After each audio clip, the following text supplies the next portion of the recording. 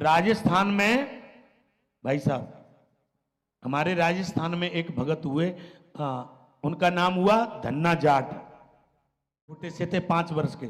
इनके पिताजी साधु सेवा करते थे। तो क्या हुआ, एक साधुओं की मंडली आई, इनके पिताजी ने घर पे रुकाई। अब साधुओं को एक चीज बहुत पसंद है, आपको पता है कि नहीं? कौन सी? काली रोटी, धोरी खीर, मालपुआ और तसम्मई। हाँ, काऊ के मुंह में पानी आ रहे हो तो कह दी हूं, प्रेम से बोलो जय श्री। और अब इनके पिताजी ने महात्माओं को बढ़िया मालपुआ खीर बने, धन्ना छोटा था, जय हो, 5 वर्ष का ही था बालक। अब धन्ना ने देखा कि भाई महात्माओं की चकाचक बढ़िया रोज मालपुआ और खीर खाने को मिलते हैं। अब धन्ना छोटा था, पिताजी के साथ देख रहा था। तो महात्माओं पे एक छोटे से काले काले भगवान होते हैं ना, सालिग्राम, महात्मा साथ में ही रखते हैं। आपने दर्शन किए हैं मंदिर में? नहीं किए हैं तो देखो, आज आमले की नौमी है।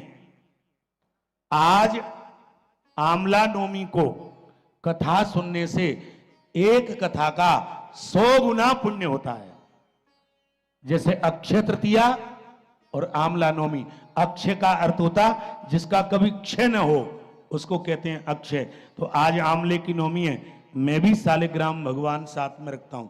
आप सब दर्शन कर लीजिए। हो रहे हैं ना दर्शन? हाँ, ऐसे वो काले से ठाकुर जी देखे, महात्माओं ने स्नान कराया और बढ़िया दूध में, दही में, घी में तुलसी चढ़ाई, मालपुआ का चकाचक भोग लगा। अब पूरी रात कीर्तन हुआ, सवेरे ही महात्मा जी चलने लगे तो धना रोने लगा। प्रेम से बोलो जय श्री, निक जोर से बोलो जय श्री।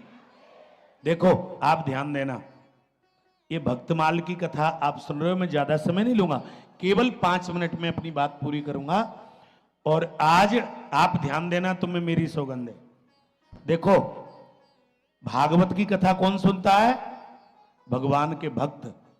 और भक्तमाल की कथा कौन सुनते हैं? स्वयं भगवान। हाँ, भक्तमाल की कथा को स्वयं ठाकुर जी सुनते हैं। आप ध्यान देना, आज आमले की नौमी है इसलिए और कह रहा हूं। धना छोटा था तो रोने लगा। महात्माओं ने कहा क्यों रो रहा है? तो धना अपने पिताजी से बोला, बोले इन महात्मा के पास जो काले काले पत्थर हैं उसको लूंगा। महात्मा चक्कर में पड़ गए कि कोई अपने भगवान को देता है क्या है? अब भगवान को ही दे देंगे तो क्या बचेगा? भैया भगवान नहीं मिलेंगे। तो उनमें एक बूढ़े संत थे, बुजुर्ग, उन्होंने कहा कि जाति से जाट है, कहीं बच्चा रोए तो भी तुमको लठ लेके खड़ा हो जाए, ए, पैसा देके जाओ, क्या पता।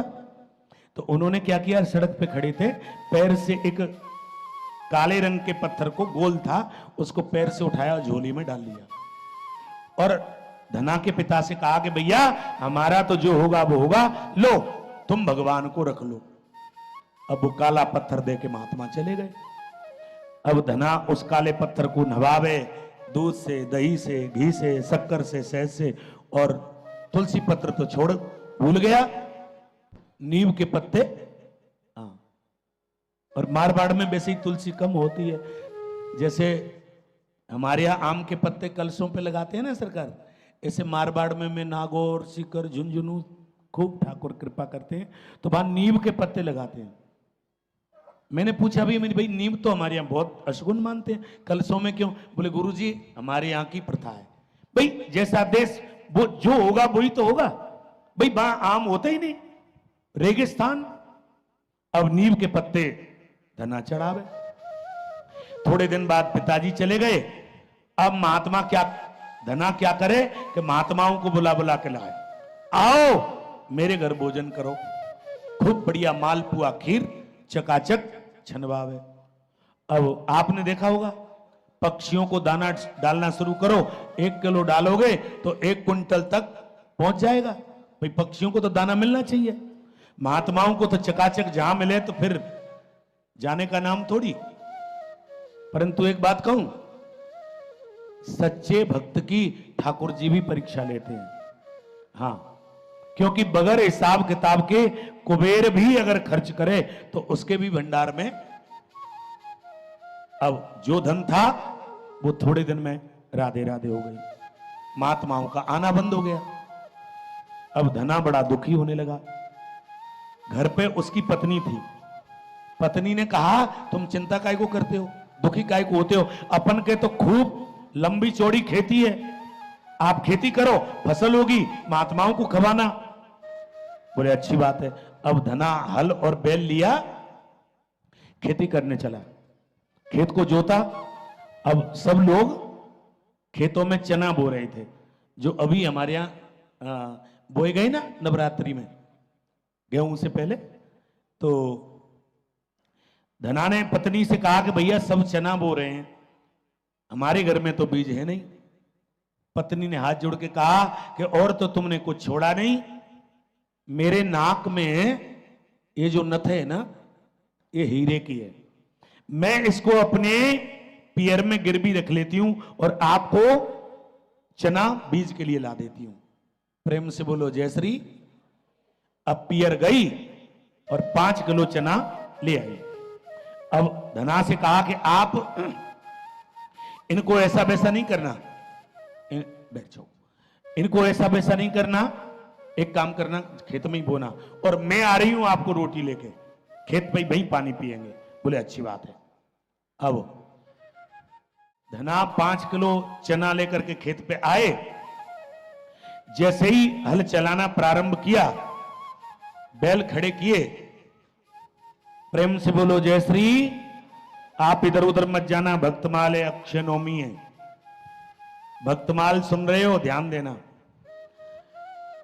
जैसे ही धना चना बोने लगे, इतने में ही धना की नजर पड़ी कि 20-25 महात्मा झांझ बजाते हुए कीर्तन करते आ रहे हैं, श्री राम जय राम जय जय राम, श्री राम जय जय राम, श्री राम जय राम जय जय राम। बोलो श्री राम जय राम जय जय राम, बोलो श्री राम जय राम जय जय राम, बोलो श्री राम जय। आप सभी ताली सेवा करके सभी बोलिए, हम श्री राम जय जय राम, श्री राम जय जय राम, बोलो श्री राम जय जय राम, श्री राम। अब धना ने जैसे ही हल चलाना प्रारंभ किया, सोई 20-25 महात्माओं को देखा झांझ बजाते हुए और कीर्तन करते आ रहे। धना बड़ा प्रसन्न हुआ, जय हो, आज तो सवेरे ही सवेरे संत भगवान के दर्शन हो गए। क्या कहना, प्रेम से बोलो जय श्री। एक बात कहूं, सवेरे ही अगर कोई ब्राह्मण, कोई संत तिलक लगाए, आपको दर्शन दे दे तो समझ लेना कि आपका काम पूरा हो नहीं है, पक्का। अब धना बड़ा प्रसन्न हुआ कि जय हो, आज तो काम बन गया। इतने में ही धना ने देखा कि वो 20-25 संत जमीन पर गिर गए। धना डर गया, क्या हुआ इन महात्मा को जो गिर गए? अरे अभी तो बढ़िया कीर्तन कर रहे थे। अब धना हल बैल छोड़े और दौड़ लगा के महात्माओं के पास गए। महात्माओं से पूछा, महाराज जी क्या बात है? उनमें जो एक नौजवान थे, वृद्ध थे, उनकी तो आवाज ही नहीं निकल रही। नौजवान महात्मा था, उसने इशारा किया, भैया भोजन। बोले कब से नहीं किया? बोले कि 1 महीना हो गया, भोजन जल भी नहीं पिया। धना ने कहा, महाराज जी घर चलो, जैसी सेवा होगी करेंगे। महात्मा हाथ जोड़ के बोले भैया बच्चा, घर पहुंचेंगे तब तक तो सीताराम ही बोल जाएगी, यहीं कुछ हो तो खिला दे। धना ने कहा, महाराज जी और तो कुछ है नहीं, चना है। महात्मा बोले कोई बात नहीं, एक एक मुट्ठी चबा के और पानी पी लेंगे। अब धना ने जो 5 किलो चना थे वो एक एक मुट्ठी महात्माओं में बांटे। अब चनाओं की तो सीताराम बोल गई। महात्मा बढ़िया चना चाप पानी पी और खड़े हुए और मां धना से कहा, बच्चा सीताराम। महात्मा तो चले गए। अब जैसे ही धना खेत पे आया, पीछे मुड़ के देखा, सुपत्नी आ रही थी।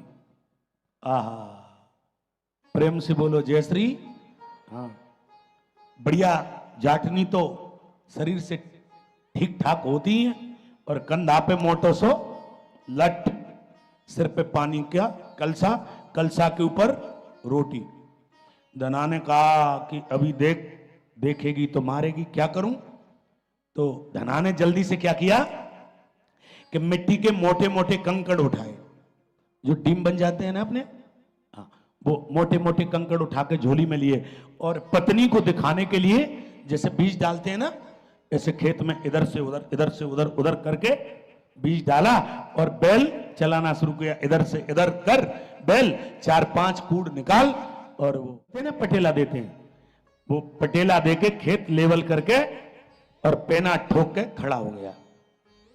पत्नी आई, बोले क्या हुआ? बोले कि मैं तो काम से फ्री भी हो गया। पत्नी ने कहा कि इतनी जल्दी? अरे बोले तू क्या समझती है, मेरा तो काम ही ऐसे होता है।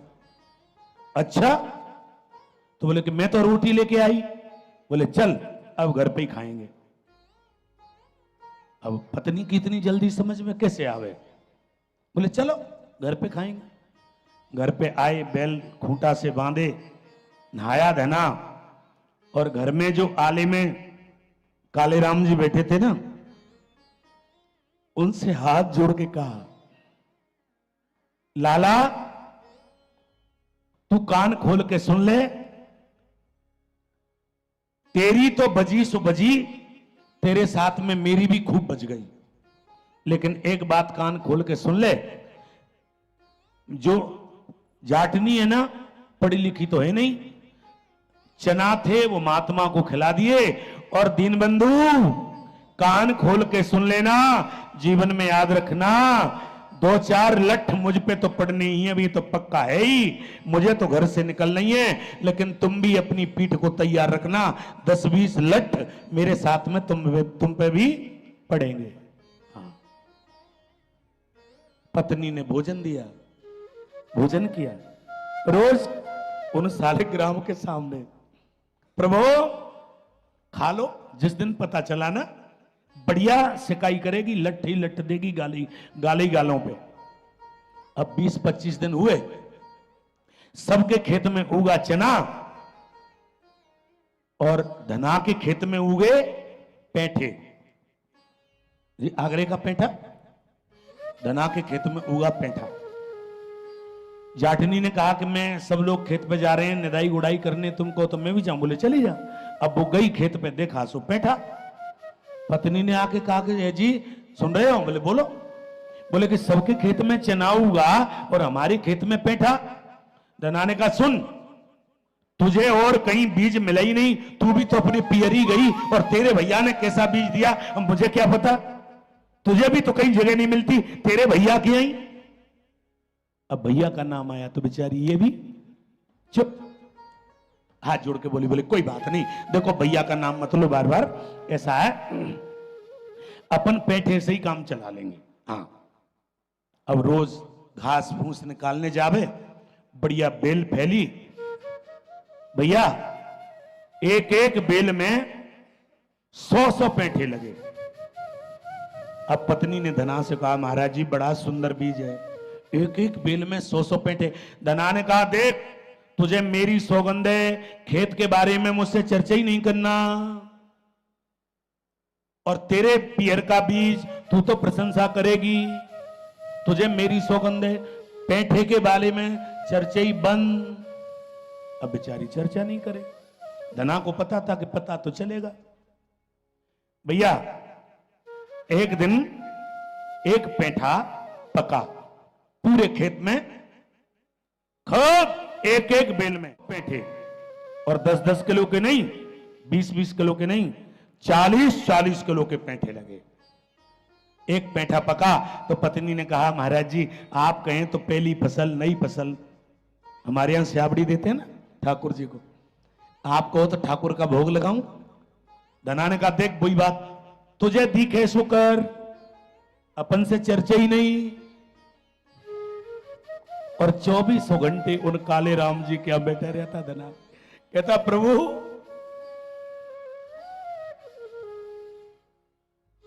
कैसे निपटोगे आप ही जानो, लेकिन ठाकुर का नाम तो दीनबंधु है ना। हाँ, उनकी तो प्रतिज्ञा है, मेरे मार्ग पर आकर के तो देख, मैं पलक बामड़े न बिछा दूं तो कहना, तू मेरा बन के तो देख, तुझे जगत में प्रसिद्ध न कर दूं तो कहना, और मेरे नाम पर एक पैसा खर्च करके तो देख, कुबेर के भंडार न खोल दूं तो कहना। उनका नाम दीनबंधु है। पत्नी एक पेंटा तोड़ के लाई 40 किलो का, बढ़िया नल पे धुला, अमनिया किया, आंसिया लिया, चक्कू लेकर के छिलका उतारा, भाई ठाकुर जी के मंदिर में काले राम जी के सामने। धना तो आंख बंद करके हाथ जोड़ के, प्रभु लठिया कहां दे रही है। जैसे ही उस जाटनी ने उस पेंठे के 2 भाग किए, उसमें से चना ही चना निकल पड़े, उस पेंठे में से चने ही चना निकल पड़े। बोलिए भक्तवत्सल भगवान की जय हो। धना ने कहा प्रभु प्रभु प्रभु, ये क्या, ये क्या। वो काले राम जी 4 भुजा के रूप में प्रकट हुए और धना से कहा, धना तेने 5 किलो चना मेरे संतों को खिलाए, मेरा नाम दीनबंधु है, जो मेरे नाम पर 1 पैसा खर्च करता है उसे 1 के 1 करोड़ करके वापस देता हूं। तेने 5 किलो खिलाए तो मुझे 50 कुंटल चना तुझे देना था। विचार किया कि चना उगा के तो दे नहीं सकता, क्यों? बोले कि चना में, चना के फल में के चना होते हैं 2, ज्यादा से ज्यादा 3, और तो होते ही नहीं। तो मैंने पेठे उगा करके, और भैया धना आज मैं तेरे ऋण से मुक्त हुआ। बोलिए वृंदावन बिहारी लाल की जय। धना भगत को खेत बीज बिन कैसे निप जाए। तभी तो नरसिंह जी गाए थे ना मारवाड़ का एक प्रसिद्ध भजन, आप सभी गाना मेरे साथ में। नरसिंह जी लिखे थे खुद, आप सब ताली बजा के। ओ कनुआ ओ काना मैंने बुलायो नहीं आयो, कनुआ मैंने बुलायो नहीं आयो, कनुआ मैंने बुलायो नहीं आयो। सारी सारी रात मैंने रोए रोए काटी रे, रोए रोए काटी। सारी सारी रात मैंने रोए रोए काटी रे, रोए रोए काटी। नेक तरस नहीं आयो, कनुआ मैंने बुलायो नहीं आयो, कनुआ मैंने बुलायो नहीं आयो।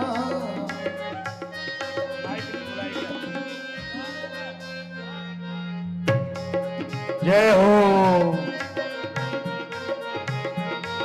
आप सभी ताली सेवा करके भाव से।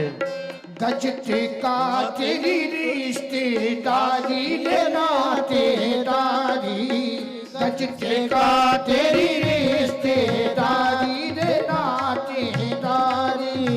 राह से पिंड छुड़ायो कनुआ मैंने हो चलिया, मैंने बुलायो नहीं आयो, कनुआ मैंने बुलायो नहीं आयो।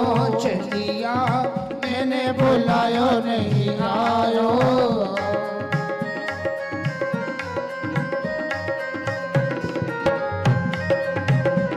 हरि बोल।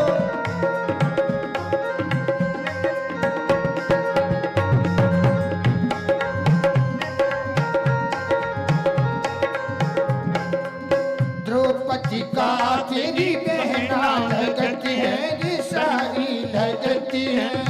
द्रौपदी का तेरी बहना लगते है, सारी लगते है।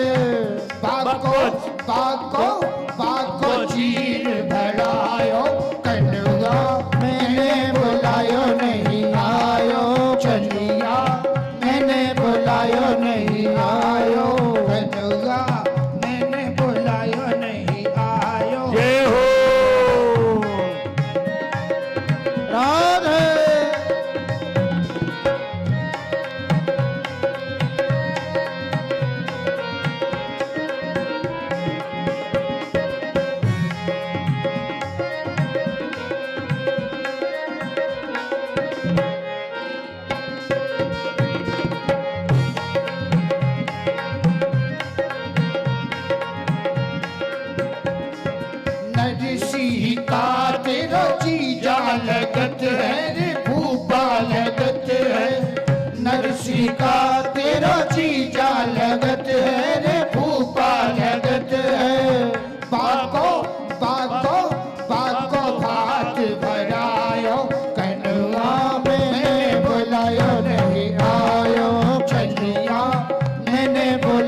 नहीं आयो सारी सारी रात मैंने रोए रोए काटी रे रोए रोए काटी सारी सारी रात मैंने रोए रोए काटी रे रोए रोए काटी तेरे से नहीं आयो छलिया में ओ कन्नुआ सभी ऊंचे हाथ उठा के मीठी मीठी ताली कि कन्नुआ मैंने बुलायो नहीं आयो कन्नुआ मैंने बुलायो नहीं आयो छलिया मैंने बुलायो नहीं आयो कन्नुआ मैंने बुलायो नहीं आयो छलिया मैंने बुलायो नहीं आयो मैंने बुलाया नहीं आयो मैंने बुलाया नहीं आयो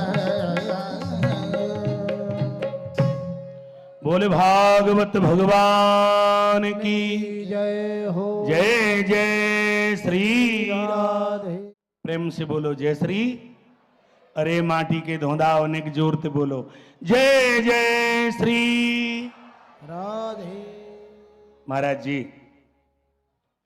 बगर बीज को खेत राम जी कैसे निपजाए आज धना का खेत निपजाया ठाकुर का क्या नाम है दीन बंधु दीन बंधु का अर्थ है जो दीनों को बंधन से मुक्त करे हाँ भैया मेरे मार्ग पर आके तो देख पलक पामड़े न बिछा दूं तो कहना उन परमात्मा की तो प्रतिज्ञा है जो तू आवे एक पग मैं धाऊं पग 60 जो तू कर्रो काठ सो तो मैं लोहे की लाठ प्रेम से बोलो जय श्री